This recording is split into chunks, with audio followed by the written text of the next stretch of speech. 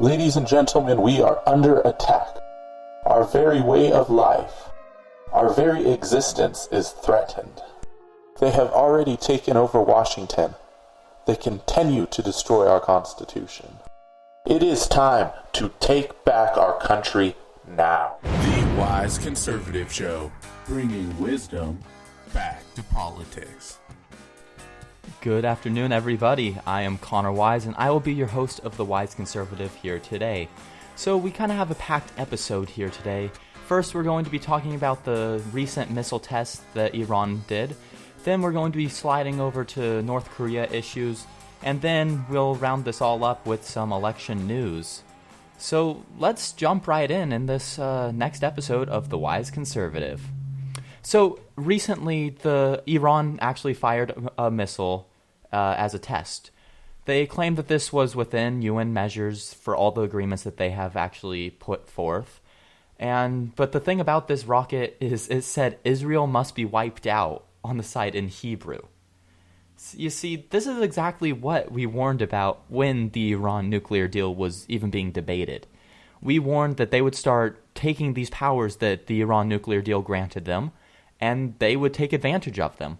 We warned that they would go after our closest ally in the Middle East, Israel. We warned that they would go after us.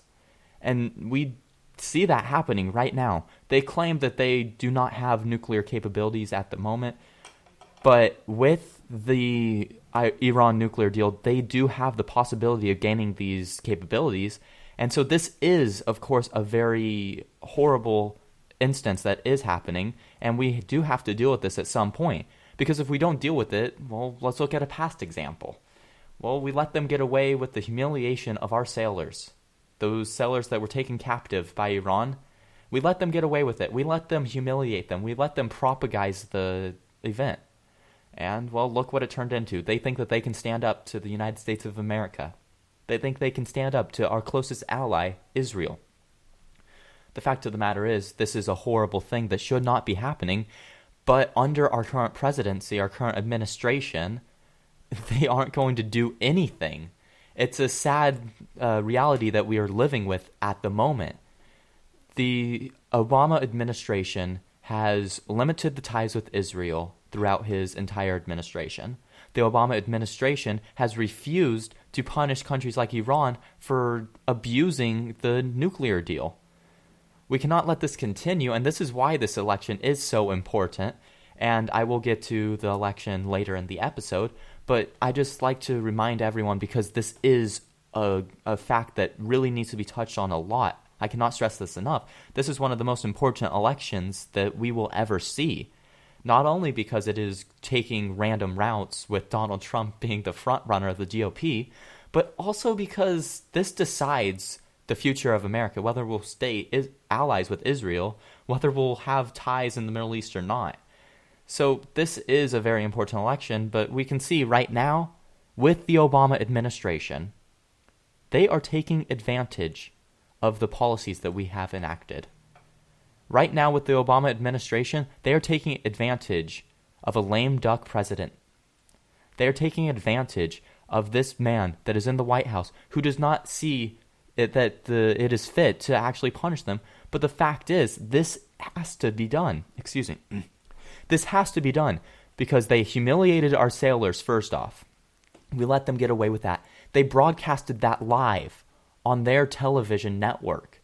They propagized the event and showed that they can stand up to the United States of America. We cannot let them continue this. We cannot let Iran to get too big for their britches, if you will. Because that is exactly what is happening at the moment. At the moment, they think that they are one of the biggest powers in the world. At the moment, they are taking advantage of one of the biggest powers in the world. Not only just the United States are being taken advantage of here. They're taking advantage of the entire UN. Because when we put forth the Iran nuclear deal, a bunch of countries from the UN made agreements to lift sanctions from Iran. These sanctions are what stopped them from having these nuclear capabilities. These sanctions are what stopped them from being able to have these long-range ballistic missile capabilities. So this, quite honestly, was one of the worst mistakes in American history. This was one of the worst mistakes that we've ever made. And that is why the next president we choose has to repeal the Iran nuclear deal on day one. It is an important issue, and it actually directly relates to North Korea, which is my next topic here, because I'm going to stay on the topic of foreign powers here. So North Korea actually launched rockets into the sea next to South Korea. They said that it was a direct response to the sanctions that South Korea recently put on them. These sanctions were due to the conflict that has been going on for many, many, many years. So these sanctions were just put on, and North Korea feels that they have to step up to the plate. North Korea feels that they have to show, just like Iran, that they're the big guy in this conflict. Well, it's just sad, quite honestly.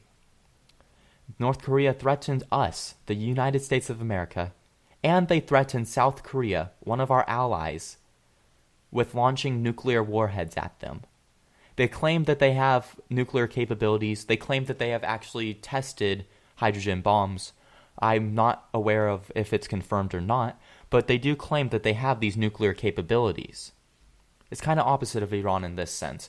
Iran claims that they don't have them, when in all reality they're probably developing them as we speak. But then North Korea says that they definitely have them, that they definitely have a missile capable of reaching the western coast of the United States. They say that they have a nuclear missile capable of reaching our coast. Now, of course, it will never reach our coast because of our defensive measures that we have in place, that we have seen at work in Israel. The Iron Dome works beautifully. So we can see that if North Korea does feel that they have to show that they're the big guy, like Iran is doing, then they are going to start a massive world war.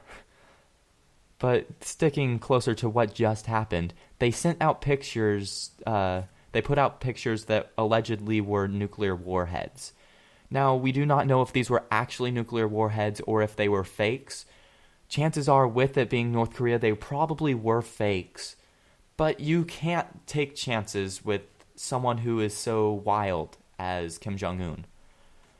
He has, throughout his entire rule of North Korea, he has brainwashed his citizens into believing that America is the enemy. Throughout his entire rule in North Korea, he has brainwashed his citizens into believing that he is actually helping them.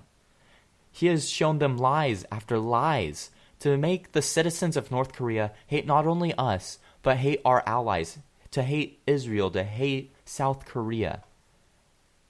And this is just like the Iran crisis that we're in right now, because they're both threatening missile launches at the moment. They are both threatening to use nuclear capabilities on the civilized world. This is something that must not happen. This is something that cannot happen. You see, because North Korea, right after we let Iran get away with holding our sailors, North Korea started these launchings. They started the attacking South Korea once more. They started launching even more missiles at North Korea. Because they saw, when we let Iran get away with that, they saw that we aren't going to punish them. They saw that our president right now is not taking the correct measures in order to protect our country. They saw that our President Barack Obama, is not willing to say that they cannot do that to our allies, that they cannot do that to the United States of America. And of course, North Korea has propagandized this event way more than even Iran is doing, because their entire country functions on propaganda. If we took away their propaganda, they would cease to function, because the propaganda is what brainwashes their citizens into hating us. The propaganda is what brainwashes their citizens into hating South Korea. So this, of course, is being propagandized by the North Korean government to extensive amounts. We see that North Korea is airing it on their TVs. Well, the only thing you can watch in North Korea is the state-sponsored shows, is the state shows that the government makes. So we can see that everything that these citizens in North Korea are seeing are directly against the United States of America, are directly against our freedoms and our liberties. And President Barack Obama does not realize that. He does not realize that we're dealing with someone who might actually be crazy enough to launch a warhead at us. He does not realize that we're actually dealing with someone crazy enough that they could actually start a massive war. Time after time, he ignores these threats. Time after time, he refuses to acknowledge the threat to our national security and the threat to our freedoms. I do not see how President Barack Obama can be doing such a thing so often. There's many issues going on in the world right now. It is a very complex geopolitical scene right now. We see ISIS coming up in Syria. We see Iran thinking that they're a big power now. And we see North Korea pushing the boundaries more and more. All of these things are due to our president not willing to punish them. All of these things are due to our president not willing to protect us, not willing to protect freedom, not willing to protect our allies.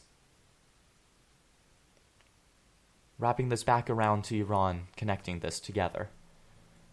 When this says Israel must be wiped out on the side in Hebrew, this is a direct threat to one of our closest allies.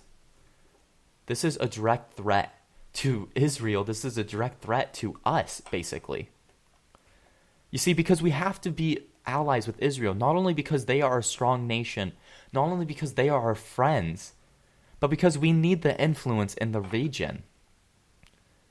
But once again, President Barack Obama is ruining those ties. President Barack Obama is ruining our foreign policy day by day. We can see that this hasn't changed throughout his entire 7 years of being president, and I do not believe that it will change in his one last year of being president. But hopefully on January 20th, 2017, when a new president is inaugurated, he will realize that we are dealing with some very huge issues here. That we are dealing with powers that believe they are stronger than they are, so they will make rash decisions. They will rush to these decisions that quite honestly will have many circumstances that are not wanted. They will have many circumstances that threaten America. They will have many circumstances that threaten our freedom. So our next president has to realize that. Our next president has to realize that this is a key issue, that this issue has to be solved, that this issue is number one priority. Because we cannot defend ourselves if we are letting North Korea fire rockets at one of our allies.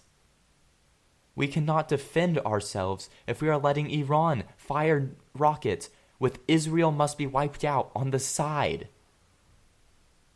We cannot defend ourselves if our enemies are attacking our allies.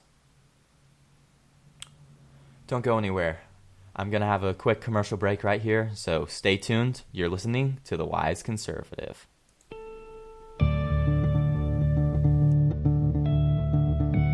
The idea behind Youth Revolt is to let them, these liberal professors, let them know that we are here and we're ready to fight. Youth Revolt. Speak without fear. This is Dakota Wise, co-host of The Wise Conservative Show, here with an exclusive preview. I can guarantee that all of these illegal executive actions that President Obama has tried to take would be ruled legal, and the president would be allowed to legislate instead of executing the law that the Congress and the American people have put up in front of him. For more content, find us at Spreaker.com/TheWiseConservative. Okay, welcome back. So I just want to take a second to actually talk about Youth Revolt, which one of those ads was for. I am currently a part of this nonprofit organization, so is my co-host Dakota Wise. We are part of this nonprofit organization called Youth Revolt. So what the purpose of this nonprofit is to expose the liberal indoctrination in our school system.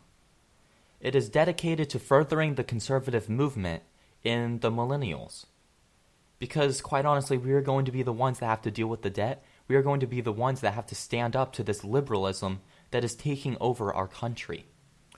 So if you're actually interested in writing articles, doing any podcasts like I am doing right now, if you're interested in any of these things, just go ahead and send an email over to youthrevoltmanagement@gmail.com or visit the website youthrevolt.org. So now that I did a little self-promotion there, let's move on to another current issue here, and that's Election 2K16. So on Tuesday, we're going to be having another very big day. It's basically the second Super Tuesday. We are going to be having Florida, Ohio, Illinois, Missouri, and North Carolina voting on Tuesday. So I went about and collected polls from all of these. I went and looked up all these polls to see who is actually leading in these states. Well, in Florida, of course, we see Trump being the leader. Now, this isn't a surprise because, quite honestly, Trump has been working for a long time to win over this state.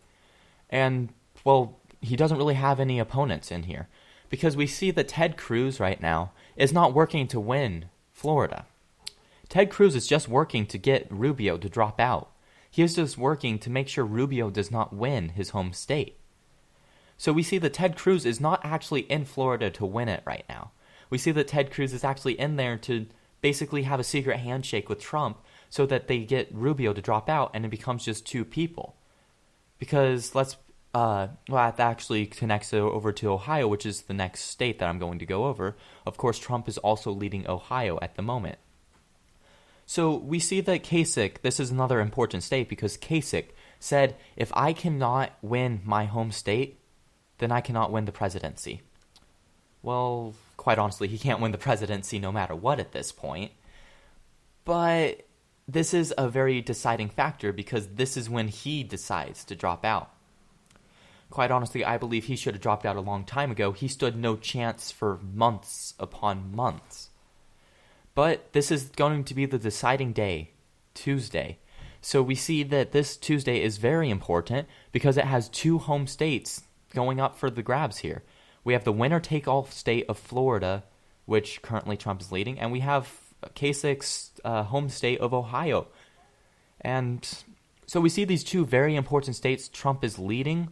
We see that in these two very essential states that Kasich and Rubio, who it's their home states, they are not doing too well. So this actually does kind of put it out there that they need to drop out.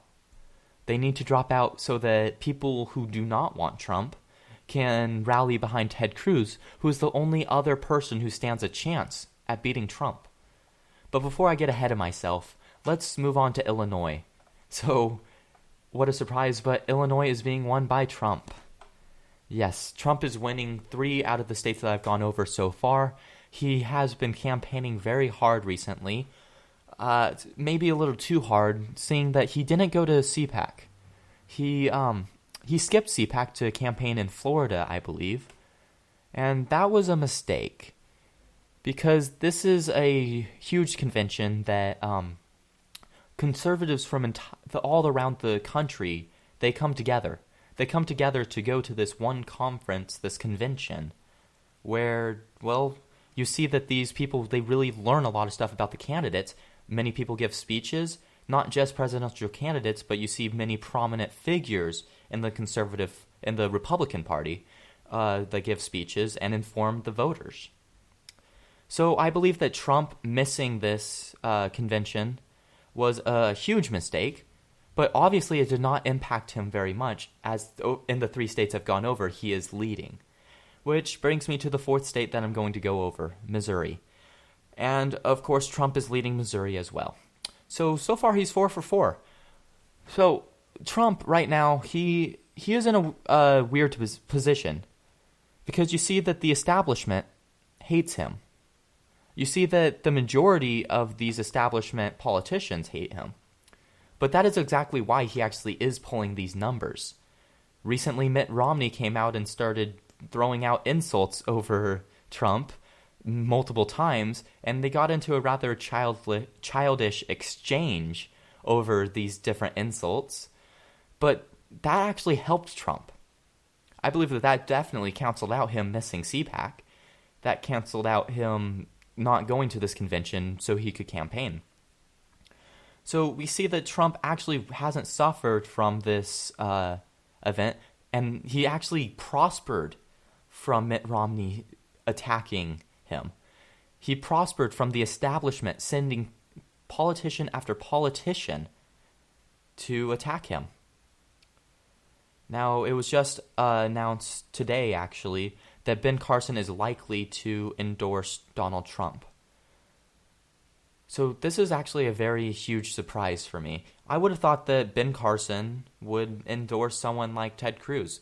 I always felt that they had very similar views, but I don't know, maybe something is going on behind the scenes. But yes, it is true that Ben Carson is allegedly going to endorse Donald Trump. But sticking along the lines of endorsements, Carly Fiorina recently endorsed Ted Cruz. So we can see that endorsements are going out like they're candy. Endorsements are really important at this point in the election cycle because a lot of voters, they look at who is endorsing someone as a deciding factor. They look at these endorsements and they say, ooh, that's a very big name in the conservative community. I better follow whatever they're doing. So we see that these endorsements are huge. Carly Fiorina did have a huge backing at one point. I am not sure where her supporters actually went to. I believe it was kind of split between Trump and Cruz. That seems to be what happens for most of these people. They're split. But sorry for the tangent here. I actually haven't gone over North Carolina. So North Carolina is also polling towards Trump. So we see that all of these states that are going to be voting on Tuesday, whether it be caucuses or actual primaries, we see that they are all leaning towards Trump at the moment. Now, we have seen in the past that these polls are completely wrong, but we also have seen in the past that these polls are right on the dot to just a few % off. So there's honestly no way of telling which way this day will go, but I have a strong feeling that in one of these states, at least one state, Ted Cruz is probably going to pull ahead. But the majority of these states are, of course, going to be won by Donald Trump. It seems to be a continuing trend. And this is due to Kasich and Rubio actually still being in the race.